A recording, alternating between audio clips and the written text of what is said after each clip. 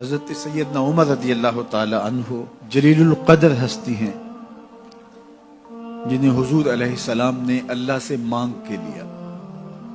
سارے صحابی رسول کریم صلی اللہ علیہ وآلہ وسلم کے مرید ہیں، لیکن جناب عمر میرے حضور کی مراد ہیں۔ 39 لوگ جب اسلام لا چکے، 39ویں شخص حضرت امیر حمزہ رضی اللہ تعالی عنہ تھے، اور ان کا ایمان لانا مسلمانوں کے لیے بہت بڑی ڈھارس اور بہت بڑے حوصلے کا سبب و ذریعہ بنا۔ تو میرے حضور نے ہاتھ اٹھا لیے، کہا اے اللہ، ایک شیر دیا ہے امیر حمزہ، ایک شیر اور عطا کر دے، اب تیری مرضی، عمر بن خطاب دے دے یا عمر بن حشام دے دے۔ حضور دعائیں مانگ رہے اور یہ ہاتھ میں تلوار لیے غیظ و غضب سے بھرے ہوئے گھر سے نکلتے ہیں کہ بانی اسلام کا چراغ ہی بجھا دینا ہے۔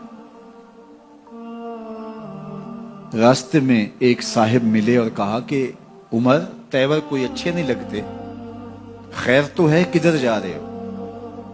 کہا چراغ اسلام بجھانے جا رہا ہوں، یہ روز کا مسئلہ ختم ہونے لگا ہے میرے ہاتھوں۔ مسکرا کے بولے گھر کی خبر تو لو۔ کہا میرے گھر کو کیا ہوا؟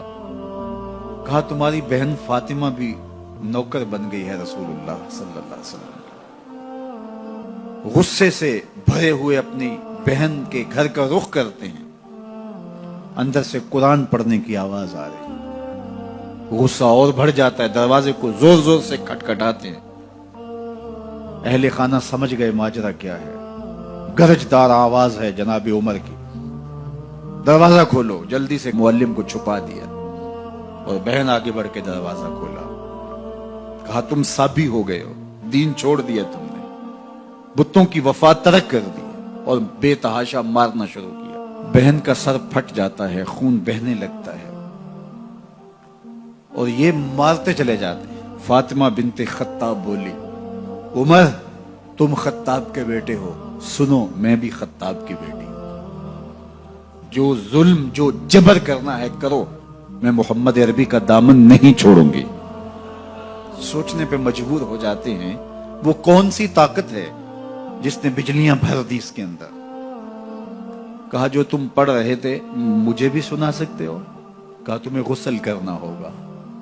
عمر اپنے بدن کو دھو رہے ہیں، میرا رب دل دھو رہا ہے۔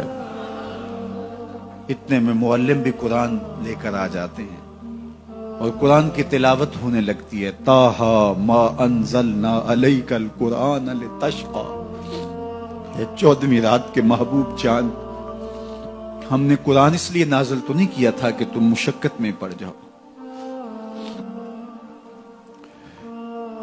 بے تاب ہو گئے، کہا عمر کی عمر برباد ہو گئی، مجھے لے چلو حضور کی چوکھٹ پہ۔ تلوار حمائل کی ہے، بہنوئی ساتھ ہیں،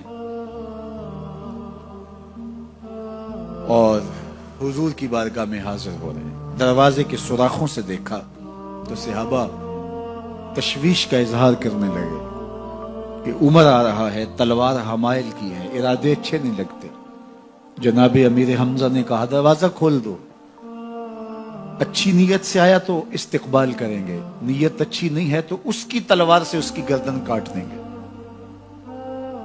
حضور کے سامنے جا کے بیٹھ گئے، گلے میں کپڑا ڈالا تھا، حضور نے پکڑ کے کہا عمر، ابھی وقت نہیں آیا کہ تم اسلام لے آؤ؟ یہی وقت تھا عمر کے اسلام لانے کا، لبوں پہ کلمہ جاری ہو گیا۔ اللہ اکبر کی صدا اس زور سے گونجی کہ مکے کی گلیاں گونجنے لگی۔ اسلام لانے کے بعد حضور سے پوچھتے ہیں حضور کیا ہم حق پر نہیں ہیں؟ فرمایا ہم حق پر ہیں۔ اللہ کا دین سچا نہیں ہے؟ کہا اللہ کا دین سچا ہے۔ آپ اللہ کے سچے نبی نہیں ہیں؟ فرمایا میں اللہ کا سچا نبی ہوں۔ تو کہا پھر ہم چھپ کے عبادت کیوں کریں؟ اب مسلمانوں کی 2 صفیں بنتی ہیں، ایک صف کی قیادت امیر حمزہ کرتے ہیں، دوسری صف کے آگے آگے عمر بن خطاب چلتے ہیں اور حضور درمیان میں ہیں، اور یہ ملکوتی قافلہ صحن حرم میں آ کے اعلانیہ عبادت کرتا ہے۔ حضرت عبداللہ ابن مسعود رضی اللہ تعالیٰ عنہ فرماتے ہیں عمر کا اسلام لانا اسلام کے لیے عزت کا سبب بنا، اسلام کے وقار کی علامت بن گیا۔ ایک ایک کے دروازے پہ جا کے دروازہ کھٹکھٹا کے کہتے ہیں، وہ تو اور خبر سننے کے لیے بے چین تھے کہ یہ بانی اسلام کی زندگی کا چراغ بجھانے گیا تھا، کوئی خبر لایا ہوگا۔ وہ کہتے ہیں آؤ عمر کدھر آئے ہو؟ کہا تمہیں بتانے آیا ہوں، کمزوروں سے پنجہ آزمائی کرتے رہے ہو، آؤ میرے سے بات کرو، میں محمد عربی کا نوکر بن گیا ہوں۔ اللہ اکبر۔ میرے حضور نے فرمایا جب اچھے لوگوں کا ذکر کرو تو میرے عمر کا ذکر بھی کیا کرو۔ میرے عمر کی زبان پر حق بولتا ہے، سچ بولتا ہے۔ ان الشیطان یفر من ظل عمر، عمر کے سائے کو دیکھ کے شیطان بھاگتا ہے۔ اللہ اکبر۔ اسلام لائے تو زندگی کی ایک ایک سانس اسلام کے لیے وقف کر دی، حضور کا پہرا دیا، حضور کی ناموس کا پہرا دیا، حضور کی شریعت کا پہرا دیا۔ اسلامی فتوحات پھیلیں تو پھیلتی ہی چلی گئیں، کبھی مصر فتح ہو رہا ہے، کبھی ایران فتح ہو رہا ہے، آرمینیا تک مسلمانوں کی افواج پہنچتی ہیں۔ 22 لاکھ مربع میل پر حضرت عمر رضی اللہ تعالیٰ عنہ کی سلطنت پھیل جاتی ہے۔ عدل و انصاف کا دورہ ہوتا ہے۔ زمانے نے دیکھا کہ غیر مسلم بھی عدالت میں کھڑا ہے تو اسے خوف نہیں ہوتا تھا کہ میرے سے ناانصافی ہوگی، اس لیے کہ حکومت عمر کی چل رہی۔